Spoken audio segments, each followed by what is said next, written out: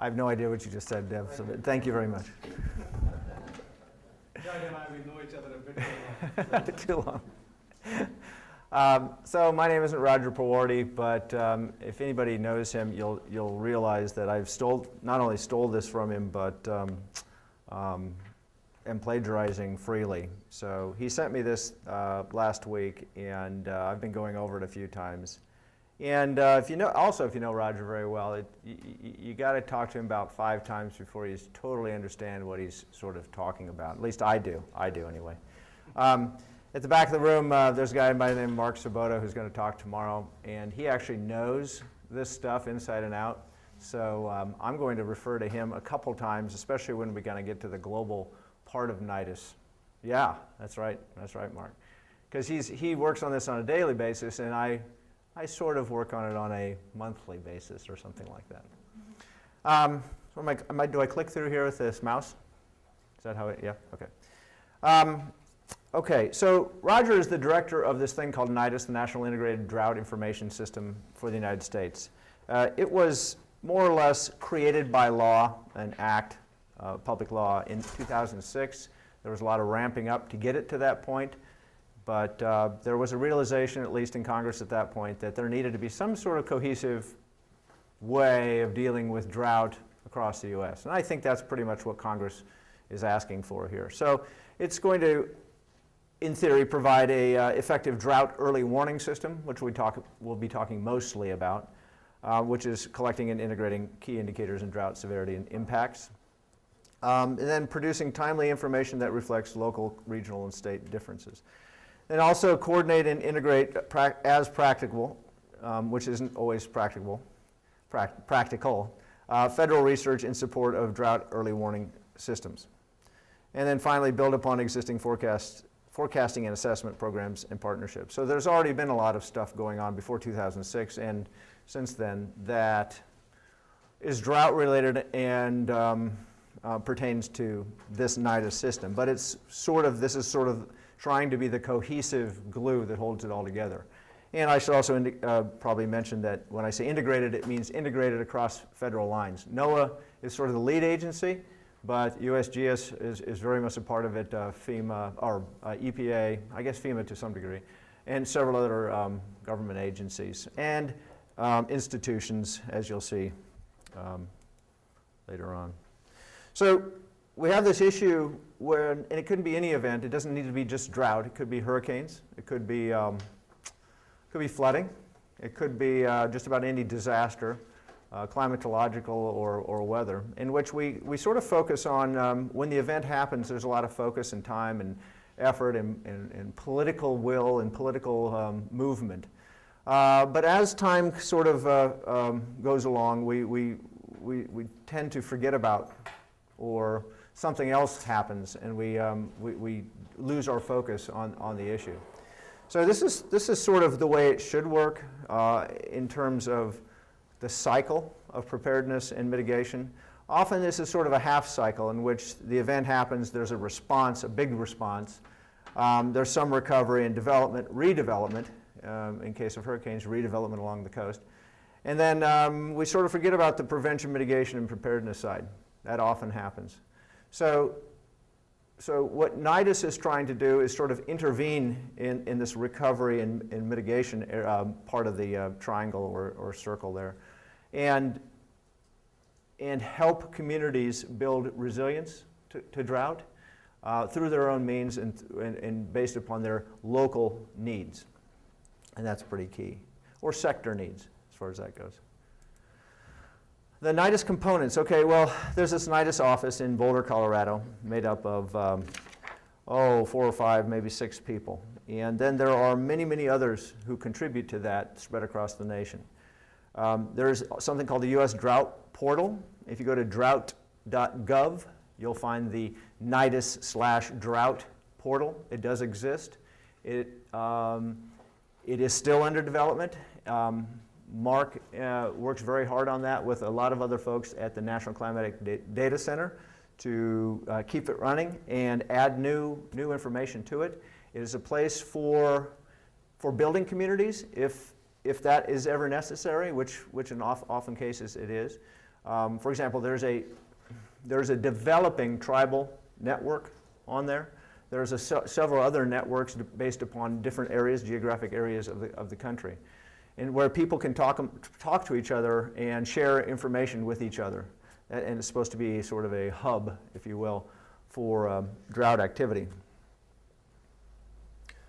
Climate test beds, drought integrated data and forecasts. I'm not going to talk a lot about that, but I will talk a little bit more about coping with drought and sort of the grant process and impacts assessment and decision support research. And then at the end, I'll talk a little bit more about the drought early warning information systems. And actually, Mark's going to talk a lot more about that, I believe, tomorrow. Yeah, good. Because Mark, I didn't put a lot of slides in here on the Southeast. You're going to sort of talk a little bit? No, you're not going to talk about that. Okay, well, no one's going to talk about it then. I'll show you a picture with it up there. If you have any questions about the Atchafalaya, Flint, and whatever rivers, there's been some work down there. Anyway, so this is sort of the structure in which the coping with drought research has been built. There are these things called Reeses. Anybody familiar with a RESA? Anybody know what a RESA is? Okay, well, it's a regionally integrated science assessment supported by NOAA. The funding and resources come from NOAA to build these RESAs across the country. There's a handful, I'd say 10 or so across the country, including Alaska and the Pacific. And they don't only work on drought, but their focus is climate and drought issues.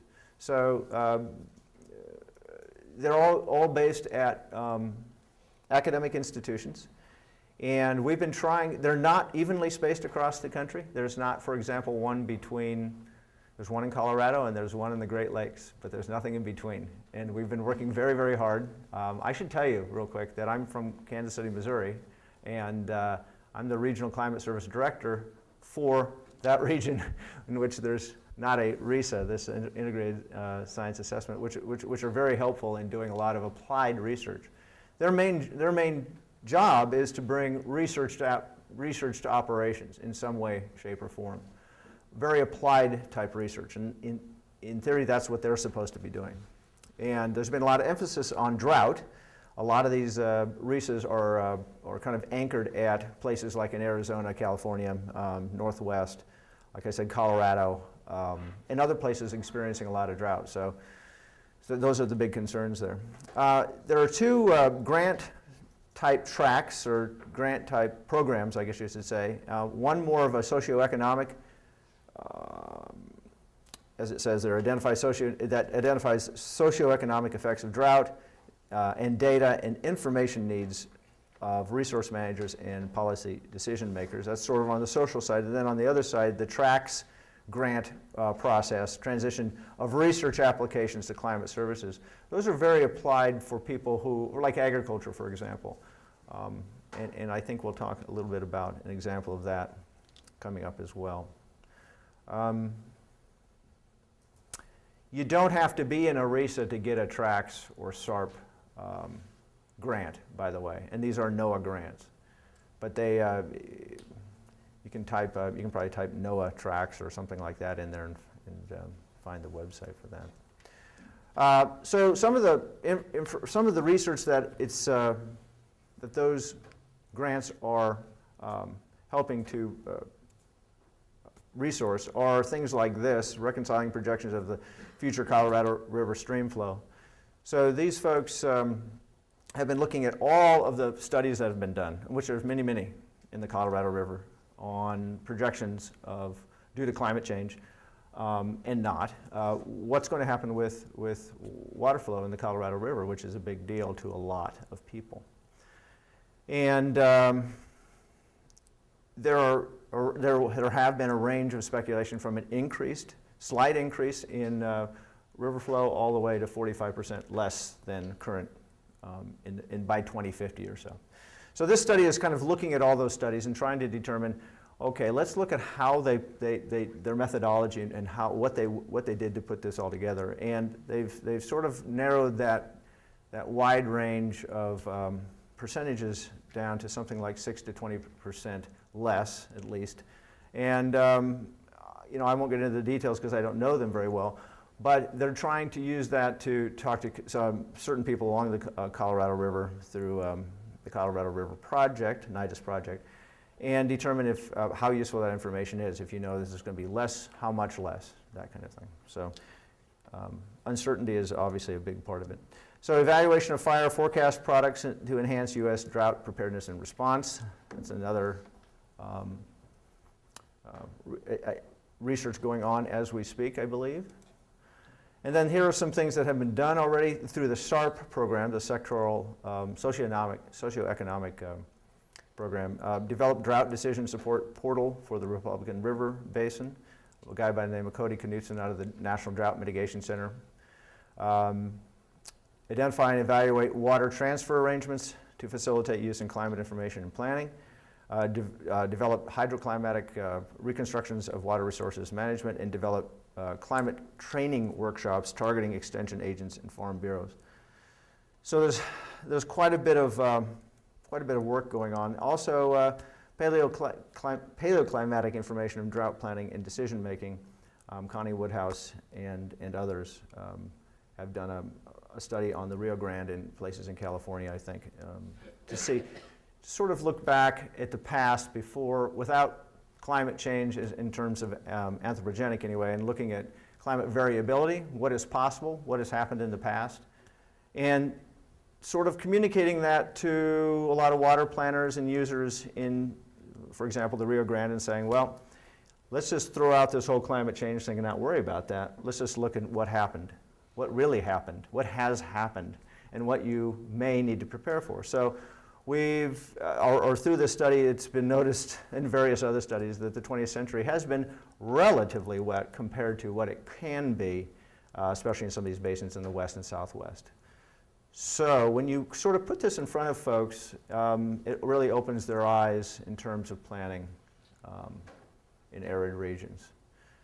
Yeah, the Dust Bowl was very bad, and we've had some pretty bad droughts in the past, but now we have population where you could argue, shouldn't be living where they live. Shouldn't is a strong word, you know, that's a personal opinion. But now you have all this population, and you are kind of depending upon 20th century water to water them, so to speak. This is a very applied research with farmers in the southeast.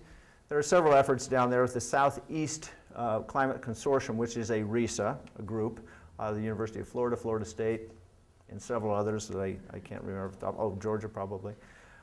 Anyway, they're working with underserved farmers in the southeast U.S. and talking about what kind of climate information actually is usable, and there is very good climate information on sort of on the ENSO scale, so the annual scale, that is very useful to people in the southeast in terms of planting this or that or the other thing. I don't know, I should just let Mark talk about this and sit down, but bridging the gap between research and stakeholders, this is another NIdus supported research, I guess you could say. The Drought Mitigation Center, National Drought Mitigation Center in Lincoln, Nebraska, has created this thing called the Drought Impact Reporter. This is one of their tools. And it is going to be enhanced. I don't know when that's going to be done. Mark? Version 2? About 2 months away. Okay. In the next few months. And it's going to be a little more user-friendly and such. But what this consists of is a place for anybody who has connection to the internet, to type in impacts of what drought is going on in their community. So what happens often is the media doesn't really use this, or it doesn't use it as often as we'd like them to, but the Drought Mitigation Center will find everything that's going on via reports, and you can do Google searches and all those kind of things automatically. That kind of feeds you information on drought, what's happening in the U.S., and they physically type that stuff in and make sure there's a log of it if the media reports it. And producers, farmers can put information in, academics can put information, anybody can put information into this to impacts that they see or experience in their local area. So as you'll see there, it's sort of color-based upon reported impacts. I know I'm not here to really talk about this, but there's the URL if you want to visit that and look at what's there. You can go back. There's a historic, if you want to look back at historic droughts, you can go back and look at those if you'd like, and look at the impacts of drought. Okay. The Republican River Basin Water and Drought Portal is the Republican River flows through mostly Nebraska, a little bit of Kansas and Colorado, but I did say Kansas, yeah. And there's historically been a lot of issues between Kansas and Nebraska and who's using too much water and all that kind of thing. So there's a very sort of sensitive issue in those two states. And they've actually sued, or actually Kansas, I believe, has sued Nebraska. But anyway, what this study was to do is to say, okay, so what can we do to sort of help you plan a little better if you know drought is coming, or if you're getting into a drought stage, what can we do? And so, or what kind of information do you need, and that kind of thing. And they've met with a lot of local folks, and they continue to, and develop this drought portal, which is going to be transitioning to the national portal, the drought.gov portal, someday soon. It's in there. Thank you. When I'm reading through these notes that I got from this, a lot of this is to be done, and I wasn't ever sure if it was actually finished or not. And then finally, this developing drought-ready communities, we have the expert right here, Jim Angel, who is part of that project. Oklahoma, Illinois,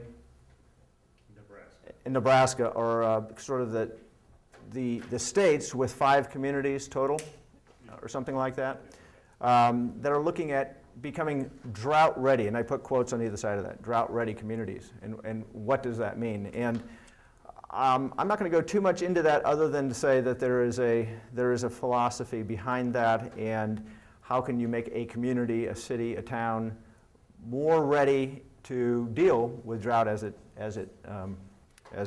happens. A little bit more about the tracks. This is, again, the tracks grant process is more of the applied climate rather than the social science side. So transitioning the drought impact reporter, we've already talked about that, into an operational system. That has been done. Operationalize the Southeast Climate Consortium's agroclimate tool, and that is actually a very useful tool if you haven't ever seen that and you're sort of interested in agriculture and how climate and agriculture actually how climate information can inform agriculture. It's a very good tool to look up because it's extensively used. And the reason it's extensively used is because of all the iterations they've had with the producers in the Southeast. It wasn't something that just came out of the university. It was based on a lot of interaction to make it useful. Enhance decision-maker monitoring tools by transitioning a new drought index. Okay, I'm not sure what that was, but I can tell you it was in the Southwest because Greg Garfin was a part of that. And then link NOAA climate forecast to dynamic vegetation models to produce seasonal predictions of fire management, mainly in the West. So at the national level, NIdus also does these knowledge assessments. So there's knowledge assessments that have been done, in several places with tribes in one case, in Western tribes, I should say, and then more locally in the Four Corners region, and I'll talk a little bit about that coming up. And then the Western Governors Association and Western States Water Council are also very interested in water, obviously, being Western states, and having a lot of demand for that. And we've been working, NIdus has been working hand in hand with the Western Governors Association all this time, from before NIdus was anything until now, helping them deal with drought and drought issues in the West. Just last week, or 2 weeks ago, there was a meeting called Engaging Communities in Preparedness in Chicago, which I was at. Who was at that? Mark and I and anybody else I'm trying to see now. But there were people from all across the country that are talking about how we can go about, how we as a community, how do we build a community of drought preparedness across the country. And that's not an easy thing to do because there's a lot of local and regional issues that don't necessarily transition very well to other parts of the country. But there are some basic ideas. Mark will be talking about engaging communities in preparedness tomorrow, specifically. So recently, Vijay, you brought up the fact that it's a little bit dry in Texas, just slightly dry, right? Well, it's not only slightly dry, but I think it's historically dry. I don't think we've ever seen on recorded, or in recorded history anyway, drought this bad. And one of the things NIdus tries to do is go to those places that have the highest concern. So as you can see, there's not too many other places in the U.S. that are experiencing severe drought like they are in Texas and New Mexico. It's also sort of a relevancy thing. If you show up where there's a bad drought, well, first of all, it's going to rain, because that's what happens whenever there's a NIdus meeting. It rains. So I think they should start paying us to come down there. It seems like it does. It's amazing how often it correlates. And Mark, have you done the correlation? 95% correlation. So on let's see, July 7th, there'll be a meeting in Austin, and the key to this meeting, like all meetings that NIdus tries to hold locally and regionally, is to bring in the people who need to be there and who are the best to be there. And that's not always easy to do unless you have lots of connections. So I'm with years of experience, you contact your local people, your local experts like John Nielsen Gammons, who is the state climatologist. You talk to the regional climate centers. You talk to people who have been there for a long time and know who are the point people, who are the belly button sort of people to contact and bring to meetings like this. It's extremely important that you get them there the first time around. If you don't, it's just sort of another meeting, and often it doesn't go anywhere. But you need buy-in. That's the key. You need buy-in from folks to participate in these meetings. And NIdus isn't going to solve the drought, but NIdus will help those people in communities, in states, and other federal agencies for that matter, sort of have a conversation about what is needed, what's missing, are we monitoring it right, what kind of tools need to be created, etc. That's what the system does. That's what it's meant to do. Just a few other publications just to show that I guess we're relevant among other groups. There's a USGS publication, that very top one, which is a very good publication. If you haven't seen it, it's worth a look. Talking about climate change and water resources, in other words, climate change and really drought in the West primarily. That's USGS Corps, I think Bureau of Rec, yeah, Bureau of Rec and NOAA went in on that report together. The second one is more of Center of Disease, as it says, Center of Disease Control, every drop counts, protecting public health during drought conditions. And then the final one is the United States Global Assessment Report on Disaster Reduction. There's a drought chapter in there that NIdus has been a part of in terms of reporting. There's a picture of the U.S., and as you can imagine, it's hard to do this. It's hard to develop a early warning plan for the entire nation all at once. I mean, there's not, first of all, there's simply not the resources to do that. There's not the people, there's not the time, et cetera. So instead of trying to do that, NIdus has sort of picked pilot regions, places where there are big impacts going on with drought. Here's a few of them. And I won't say this is the only places that NIdus is working, but these are some of the key places. And probably the most mature is the Upper Colorado River Basin, and I'll talk a little bit about that in a second. The one I'm not going to talk too much about, that you'll have to ask Mark more about, is the Apalachicola and Chattahoochee Flint River Basins in Southeast. I'll simply say that began in the really bad drought from 2006 to 2009 down there, which again was historically dry. Those states, basically, those three states, Georgia, Alabama, and Florida, were not very happy with each other and were litigating each other immensely. So other than that, let me just go on here. I'll talk about the Upper Colorado. I see Dev is going to push me out. NIdus products and services in the Colorado Basin to date. So these are some of the things that have happened that have sprung from the NIdus work. Assessment of watershed-based drought indicators and management triggers in the upper basin linkages.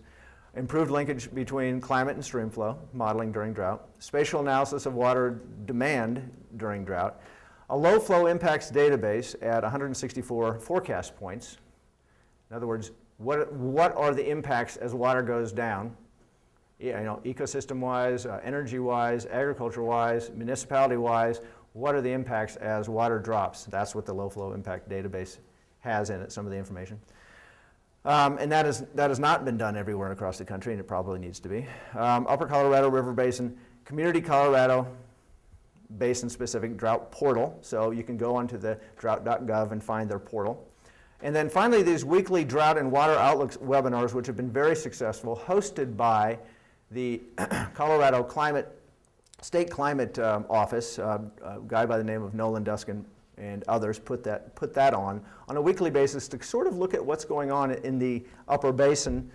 And it's been very successful and very popular with a lot of users. And that was key. That was one of the key things that this NIdus project kind of discovered, is that was the kind of information that was needed.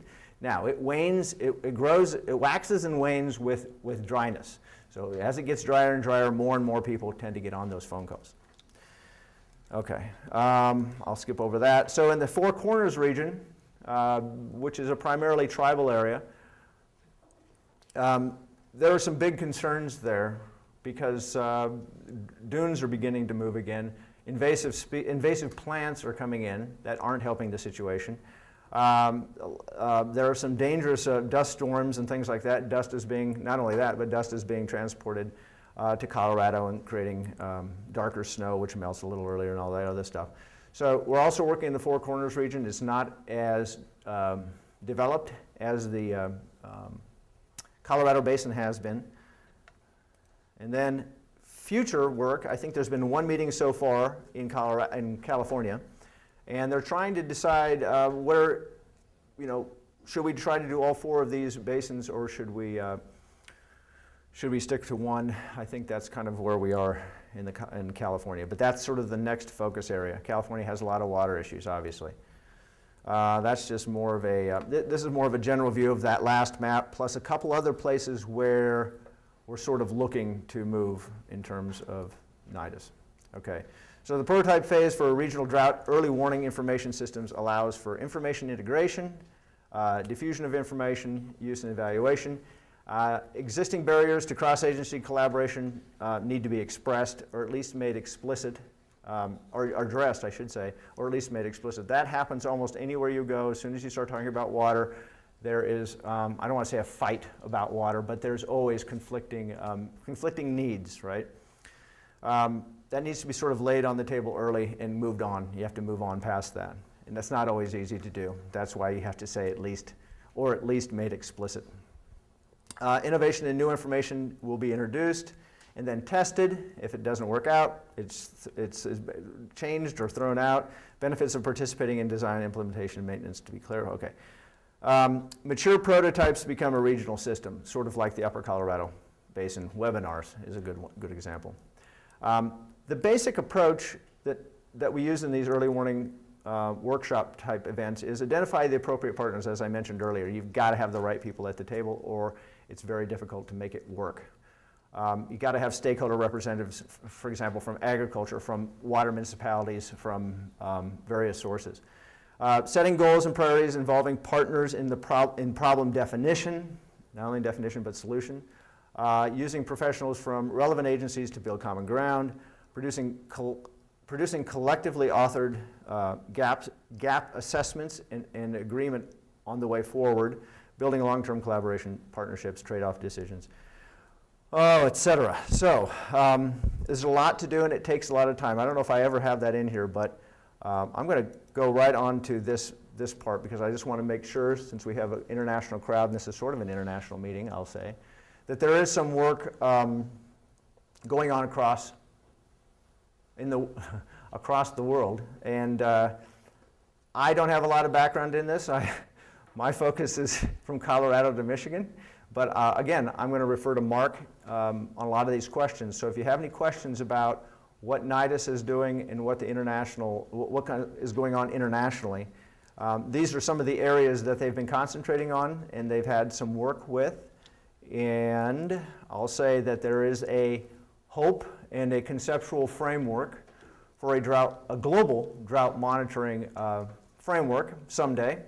Not sure where that is at this point. Again, Mark is a little more in tune with that. We already do have the North American Drought Monitor, which is consistent with the U.S. Drought Monitor, by the way. Hopefully you've heard of the U.S. Drought Monitor, which is a relatively respected operational weekly product that comes out of USDA, National Drought Mitigation Center, NOAA, and probably a few others I'm forgetting. But anyway, and then the North American Drought Monitor combines the governments of Canada and Mexico and to a larger map. And is that done weekly or monthly, the North American? Monthly, yeah. And I think I'm stuck. Okay, that's just citing why NIdus is so great. And then we'll skip over that. It's a couple quotes, and it's been, I'll just say quickly, it's been recognized as a good model, a very good model for bringing people together to talk about issues and solving problems, especially when you try to get all the feds working together. It's not easy, believe me.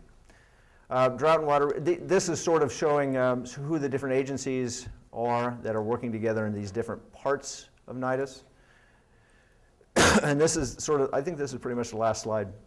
There's this NIdus implementation committee, which I'm part of, Mark is part of, and maybe a few others in here are part of. But anyway, it kind of breaks down in these 5 different sectors, and it shows the relevant, at least federal agencies and state offices that work together on some of these different parts. The U.S. Drought Portal, for example. And state climatologists in the public awareness and education. So we try to cast a pretty wide net when it comes to participation. Thanks, sorry I took so long.